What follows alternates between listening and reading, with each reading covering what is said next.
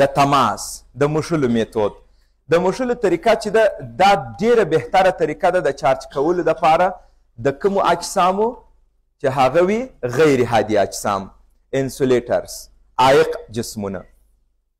د هادي دپاره د مشلو په پروسه کې چارج کول دا ډیر عملي نه راځي. داسې نه دی چې چارج کیږي نه.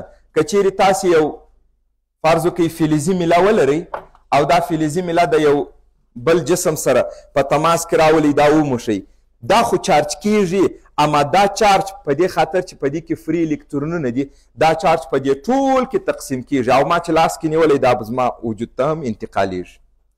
نو دا مسله ډیره زیاته عملي موضوع نه وي.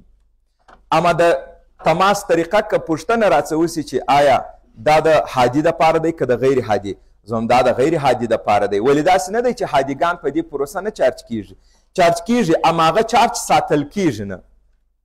او که ته داسې وکړي چې د دې میلې سره هیڅ یو بل هادي په تماس کې نی فرض وکړئ د سکشم په لاس کړي هغه پلاستیکي وي او دا مو لاس کې نیولی د ځمکې سره هم ونه نښلو د یو بل جسم سره هم په تماس کې رانولو نو دا به چارج سي. ولې بیا هم توپیر به یې څه دا چارج به په دغه ځای کې پاته نه دا چارج به په دې ټول ځای کې.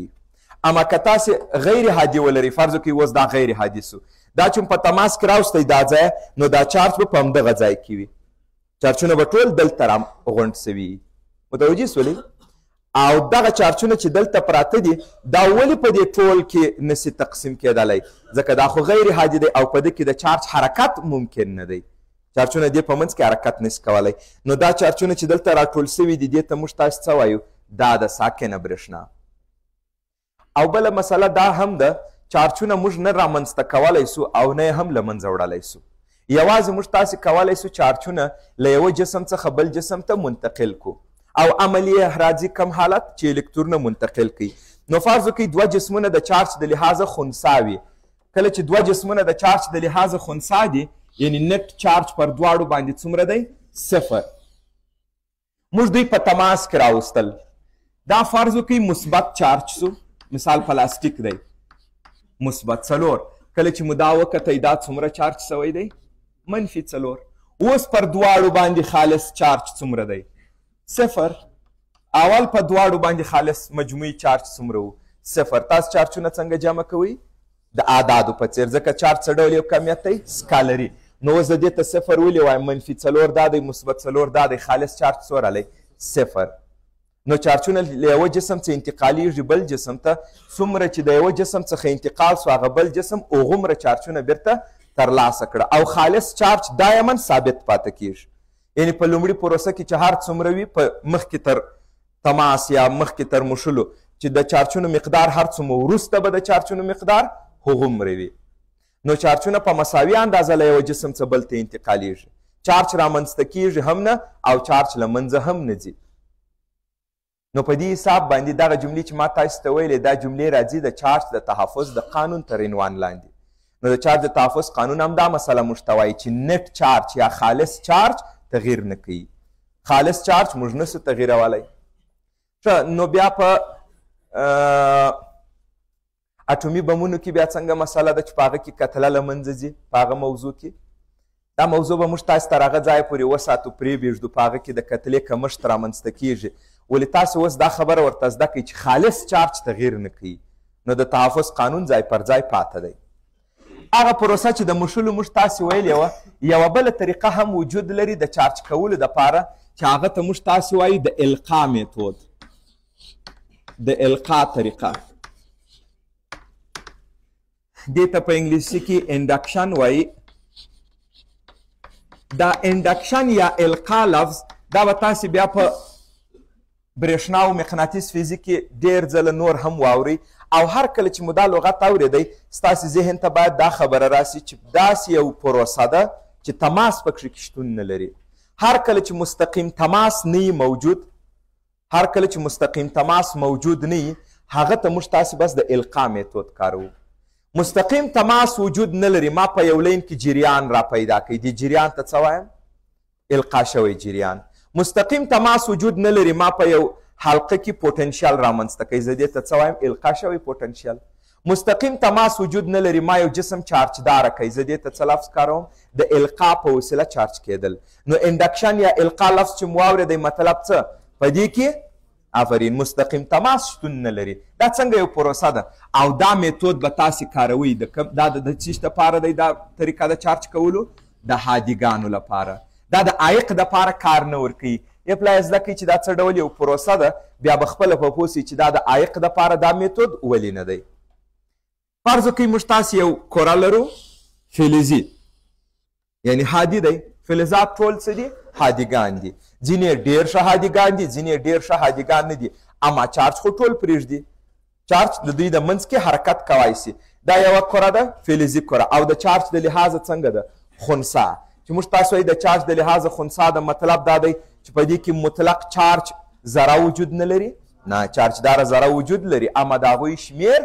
مساوي دی د منفي او مثبت شمیر برابر دی اوس موږ تاسو څه کار کوو دلته یوه بله میله فرض وکړئ دا یو پلاستیکي میله ده او منفي چارج سوې ده دا ورته رانږدې کوو کله چې خبره د القا سوه نو تماس به نه وي ورسره دا مو ورته رانږدې کړله دې فلزي کرې ته په دې کې خو مثبتونو او منفیانو وجود درلودی او شمیر یې هم څه برابر و دا منفي چې مو ورته رانږدې کړه دا میله ګوري تماس کې نه دی ورسره راغلی دې میلې دا منفیان ټیله کړه او په هادي کې دا وړتیا شته چې چارجونو باندې کله چې یو قوه راسي هغوی څه کوي حرکت شروع کوي نو دې میلې څه کار وکوي د دې په منځ کې هغه کم منفیان چې وه هغه یې ټول ټیله کړه اوس منفیانو دلته تراکم وکوي منفیان دلته راټول سوه دلته مثبتونه راغله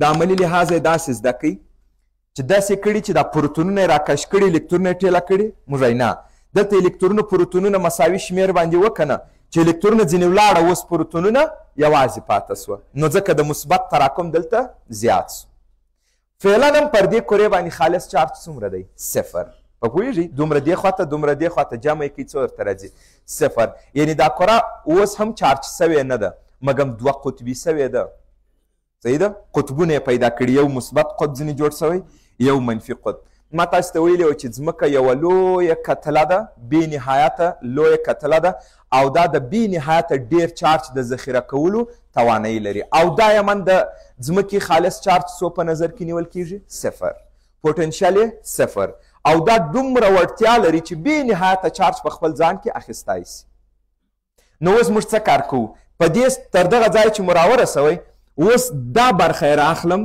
دغه طرف یې دا د ځمکې سره وصل کوم یو بل هادي لین دی دا مو دا طرف راواخیستی د ځمکې سره دغه سمبول چې مو هر کله رسموئ مطلب به یې څه وي ګراونډ کول ګراونډینګ د ځمکې سره وصل کول چې دا طرف مو د ځمکې سره وصل کوي دې چارجونو ته کومه فضا بهتره ده ځمکه هم لویه ده او هم هلته دوی لیرې لیرې واقع کیدای سي او دلته دوی دومره متراکم دي چې دا وصل مو کوي دا ټول منفي چارجونه رامنډه کوي چیرې راځي ځمکې ته انتقالیږي چې دا منفي چارجونه ځمکې ته را انتقال سوه دا لین مو قطع کوي لین مو قطع کوي اوس کره په دې شکل راغله دا منفیان یې نسته نو دلته به تاسې ټول څه شي ووینئ مثبت به ووینئ اوس کره څنګه چارج سوله مثبت دغه میتود د چارج کولو ته ویل کیږي د القا میتود هر کله د القا لفظ مو واورېدی مطلب به یې تماس وجود نه لري او رښتیا هم د کمې میلې په وسیله مو دا چارجداره کړه د دې میلې په داسې حال کې چې دې میلې د دې سره بیخي تماس کړی نه و اوس تاسې ماته ووایاست چې دا ولې د عایق دپاره دا پروسه کار نه ورکوي د القا میتود به یوازې د هادیګانو لپاره وي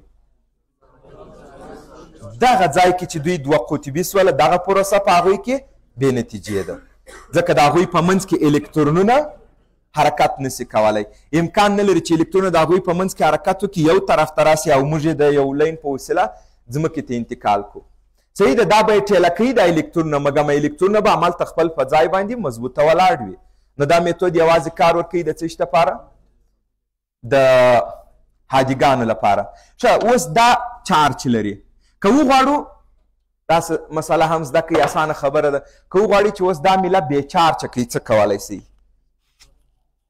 که دا وغواړي بې چارجه یې کوي ما تاسې دا خبره هم ذکر کړې وه هر کله چې تاسې وغواړئ یو چارجداره جسم بې چارجه کوي هغه د ځمکې سره وصل کوي چې څومره د دې الکترونو ته ضرورت یې ځمکه یې ورکوي او چې څومره د دې الکترونونه ډېر وي ځمکه یې ځینې اخلي.